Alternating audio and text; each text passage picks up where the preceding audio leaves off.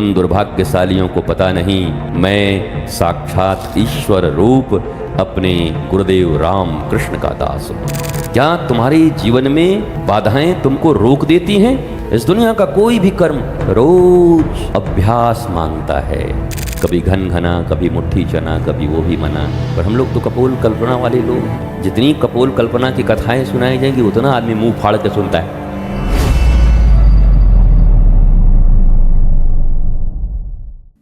तो यशोदा जी ने कहा मुझे बिल्कुल याद न रहे कि तू भगवान है, कुटाई करनी है तेरी, बांधने हैं तुझे पेड़ में वात्सल्य का लाभ लेना है मुझे। तो कौशल्या जी को याद रहा कि प्रभु पुत्र रूप में आए हैं, उन्होंने कृपा की है मुझ दासी पर, मुझे मां बनाया है, ये याद था उनको। इसलिए जब भगवान जाते हैं वनवास के लिए तो कौशल्या माता को याद रहता है। और जैसे ही कहते हैं कैसे दशरथ जी कैसे अकेली निर्णय ले लेंगे बिना मां की आज्ञा, वेद तो ऐसा नहीं कहता। तो राम जी कहते हैं मां ने भी आज्ञा लिया है कैकेयी जी ने। तो उनको याद आता है और ये मैं किससे बात कर रही हूँ, ये तो सब निर्णय करके बैठे हुए हैं, इनको जाना है, सबरी से मिलना है, रावण इत्यादि को निपटाना है, और मैं यहाँ मम्मी खाली बनी हुई हूँ। तो बोला हाँ हाँ हाँ मैं समझ गई, जब आपको पिता और माता दोनों की आज्ञा मिल गई है तो हे रघुनाथ आप वन की ओर प्रस्थान करें, क्योंकि उनको याद है। परंतु यशोदा जी रो रही हैं, हे लाडले कन्हैया तू चला जाएगा तो मेरा क्या होगा, अब मेरा कौन है, मैं किसको कन्हैया बुलाऊंगी, क्या करूंगी। भगवान ने एक दो बार प्रयत्न भी किया था, जब मृतभक्षण किया, जब मिट्टी को मुख में डाला तो ब्रह्मांड दिखाया, 1 मिनट के लिए तो चौंक गई यशोदा जी। हे भगवान, जिसको हम लाला समझ रहे थे वो तो महाविशाला निकला, ये तो बहुत विशाला है, ये काला बहुत विशाला है। लेकिन फिर भगवान ने यशोदा जी की तरफ देखा और यशोदा जी ने वरदान मांगा था मेरी स्मृति टिके नहीं कि तुम भगवान हो। फिर 1 ही सेकंड में मामला खत्म और पकड़ के बांध दिया माता ने। अच्छा तो मिट्टी खाएगा, तो दामोदर लीला हो गई, बांध दिया उनको, उखल बंधन कर दिया भगवान का। सुतीक्षण जी कहते हैं कि जीवन में एक अभिमान मनुष्य का सदा होना चाहिए, और वो अभिमान मैं अपने भगवान का दास हूं, ईश्वर का दास हूं। विवेकानंद को इस बात का अभिमान था।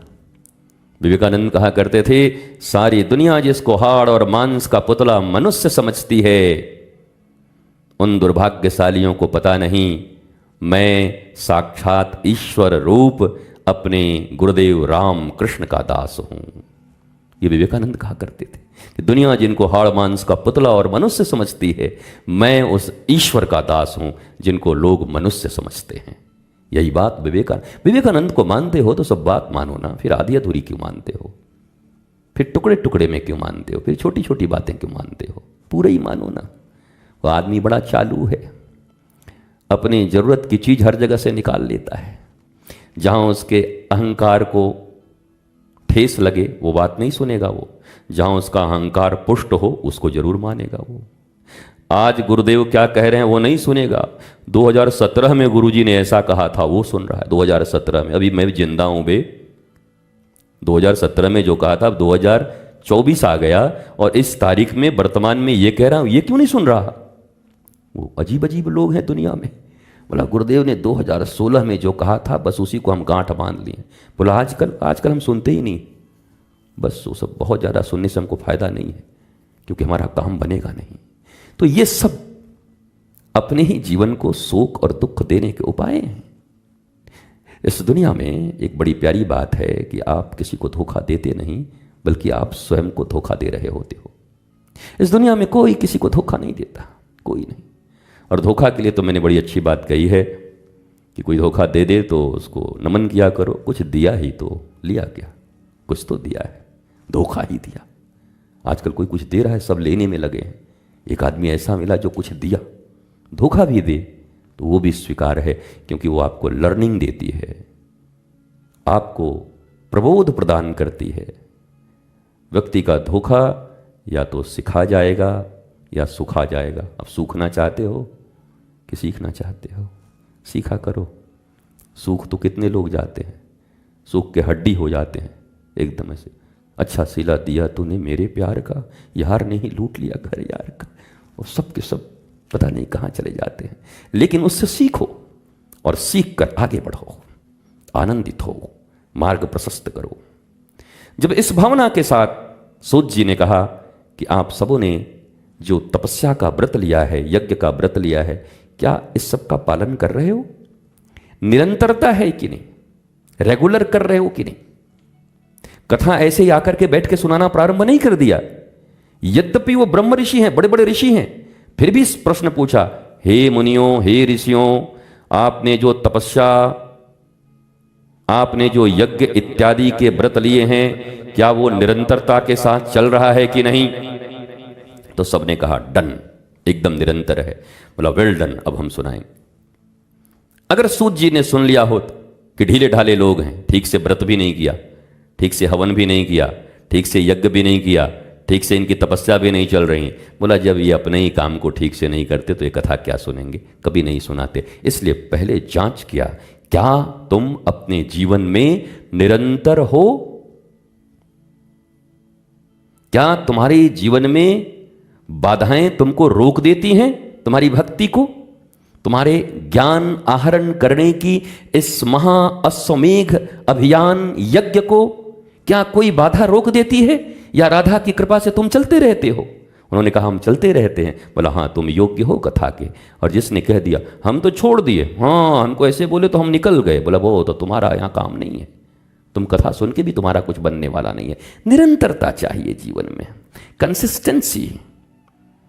राघव बैठे हैं, जब ये कंसिस्टेंसी अगर इनके जीवन में न हो, रोज अगर आलाप नहीं लें, रोज रियाज न करें, तो बहुत दिनों तक गला साथ नहीं देगा, कला साथ नहीं देगी, आउटडेटेड हो जाएंगे, समझ ही नहीं पाएंगे। इसलिए रोज रियाज मांगती है, रोज। इस दुनिया का कोई भी कर्म रोज अभ्यास मांगता है। इसलिए भगवान श्री कृष्ण से जब अर्जुन ने पूछा कि मुझे क्या करना चाहिए, तो उन्होंने दो काम कहा, अभ्यास और वैराग्य। प्रैक्टिस करो, प्रैक्टिस ऑलवेज। जो साधन मिले, जो नियम मिले, उनको निरंतरता से उसका फॉलो करो, तभी तुम्हारे जीवन के उच्च स्थान को तुम प्राप्त कर सकते हो। हर व्यक्ति के जीवन में तरंगों की तरह, नदी के बाढ़ की तरह कुछ न कुछ आते रहता है, कभी घन घना, कभी मुट्ठी चना, कभी वो भी मना। परंतु जो अपने कर्म में शिद्दत से लगा रहता है, कंसिस्टेंसी जिसके लाइफ में होती है, निरंतरता, स्पॉन्टेनियस, वो जीवन के महत लक्ष्य को उपलब्ध होता है, प्राप्त कर लेता है। परंतु जिनके जीवन में केवल ब्लेमिंग एटीट्यूड हैं, ऐसा हुआ इसलिए हमने नहीं किया, ये हुआ इसलिए हम नहीं करेंगे, मेरे साथ ये हुआ इसलिए हम नहीं करेंगे, ऐसे लोग न परमात्मा के योग्य हैं, न खुद के योग्य हैं, न समाज के योग्य हैं, न परिवार के योग्य हैं। जीवन दुखों से भरा होता है। इसलिए निरंतरता चाहिए। लक्ष्य तय किया और फिर निरंतरता। जब कह दिया ऋषियों ने कि मैं निरंतर हूं, तो अब आसन पर बैठ गए, और आसन पर बैठने के उपरांत वक्ता कैसा होना चाहिए उसका प्रमाण दिया इस ग्रंथ में। कल हमने पढ़ा था, उग्र श्रवाजी एक कुशल वक्ता थे। इस प्रकार प्रश्न किए जाने पर वे शुद्ध अंतःकरण वाले मुनियों को उस विशाल सभा में ऋषियों तथा राजाओं से संबंध रखने वाली उत्तम और यथार्थ कथा कहने लगे। कथा करने वाले के गुण इसमें लिखे हुए हैं, कैसे होने चाहिए। उत्तम, यथार्थ, कपोल कल्पना की कथाएं नहीं, यथार्थ, जिससे जीवन में यथार्थता उपलब्ध हो। पर हम लोग तो कपोल कल्पना वाले लोग हैं। जितनी कपोल कल्पना की कथाएं सुनाई जाएंगी उतना आदमी मुंह फाड़ के सुनता है, ऐसे करके। और अगर यथार्थ कथा सुनाओ, इंटरेस्टिंग नहीं लग रहा। इंटरेस्टिंग फिल्म देख रहे हो, थ्रिलर देख रहे हो कि इंटरेस्टिंग मिलेगी यहां पर। अगर साधना करोगे तो जीवन इंटरेस्टिंग हो जाएगी, जीवन में इंटरेस्ट आ जाएगा। और साधना में ही अगर इंटरेस्ट ढूंढने लगोगे तो मामला खराब हो जाएगा। यहां रुचि अनुरूप नहीं, यहां रुचि नहीं चलती। सुरुचि और सुनीति दो पत्नियां हैं। ध्रुव की मम्मी का नाम है सुनीति, उत्तम के मम्मी का नाम है सुरुचि और पिता का नाम उत्तानपाद। तो सुरुचि से उत्पन्न हुआ पुत्र मारा गया जो उत्तम था, परंतु नीति से उत्पन्न पुत्र आज भी तारा बन के चमक रहा है, ध्रुव तारा। कितने युग बदल गए पर ध्रुव आज भी स्टार बन के, स्टार, सुपर स्टार। स्टारों में भी सुपर स्टार हैं ध्रुव। सब स्टार ऐसे ऐसे चमकते रहते, कुल कुल कुल कुल कुल कुल, इतना ऐसे पुल पुल पुल पुल। ध्रुव तारा ऐसे मोटा सुपर स्टार, ऑल एज के सुपर स्टार ध्रुव। क्यों? क्योंकि नीति से उत्पन्न हुए हैं। गुरु कौन? नारद। नारद जैसे गुरु की कृपा से, और मैया सुनीति है तो सुपर स्टार बेटा है, और मैया रुचि में जीती है और गुरु भी घंटाल हैं, तो फिर चेला कैसा होगा समझ लो, उसका क्या हाल होगा। गुरु नहीं, गुरु घंटाल है, उस चेले का बुरा हाल है। मैया सुनीति नहीं सुरुचि में है, उस बेटे का हालत क्या होगा, उस संतान की हालत क्या होगी, इस बात को समझ लो। अब अगला श्लोक आज का एकमात्र, मैं रोज एक ही श्लोक पर वर्णन करता हूं, और वो वर्णन क्या, बस श्लोक कह देता हूं, फिर अगले दिन उसका वर्णन करता हूं। महाभारत है 1,00,000 श्लोकों का है। ये जब मैं लेकर बैठा तो मुझे वो उस कभी कभी फिल्म का वो सॉन्ग याद आ गया कि मैं पल दो पल का शायर हूँ, पल दो पल मेरी कहानी है। ये 1,00,000 श्लोक अगर रोज एक एक कहेंगे तो न जाने कितने 100 बरस लग जाएंगे, इसमें उतना टाइम है नहीं। हम भी कहें शुरू कर दो, जो होगा दिखा जाएगा। हम जहाँ तक पहुँचेंगे पहुँचेंगे, उसके बाद फिर कोई आएगा और उसको आगे लेके बढ़ेगा। तो रोज प्रत्येक दिन एक श्लोक महाभारत का, लेकिन इतनी विशद महाभारत का वर्णन तुम भी सुनोगे तो आश्चर्यचकित रह जाओगे। एक नट सेल में कथा सुन लेना और एक एक श्लोक, एक एक वाणी। क्या द्रौपदी ने महाभारत करवाया? उत्तर नहीं मिलता लोगों को। भीष्म को ऐसा करना चाहिए था? उत्तर नहीं मिलता लोगों को। युधिष्ठिर ने झूठ क्यों बोला? उत्तर नहीं मिलता लोगों को। कर्ण ने सही किया कि गलत किया? कर्ण तो मित्रता पर था, उसने क्या गलत किया? उत्तर नहीं मिलता लोगों को। इन सब का उत्तर जब विशद एक एक श्लोकों को आप सुनेंगे और उसका वर्णन होगा तो रहस्यों की गुत्थियां खुलती जाएंगी और आपके भी जीवन के महाभारत को आप जय ग्रंथ की तरह जय करते जाएंगे। आज का श्लोक, जन्मे जयस्य राजर्षे सर्पसत्रे महात्मनः समीपे पार्थिवेन्द्रस्य सम्यक् परीक्षितस्य च कृष्णद्वैपायन प्रोक्ताः सुपुण्या विविधा कथा कथिताश्चापि विधिवदया वैषम्यपायनेन वै श्रुत्वाहं ता विचित्रार्था महाभारत संस्कृता। उग्र श्रवाजी ने कहा, महर्षियों, चक्रवर्ती सम्राट महात्मा राजर्षि परीक्षित। परीक्षित कौन है? ध्यान दो, शब्द तो बहुत छोटा है।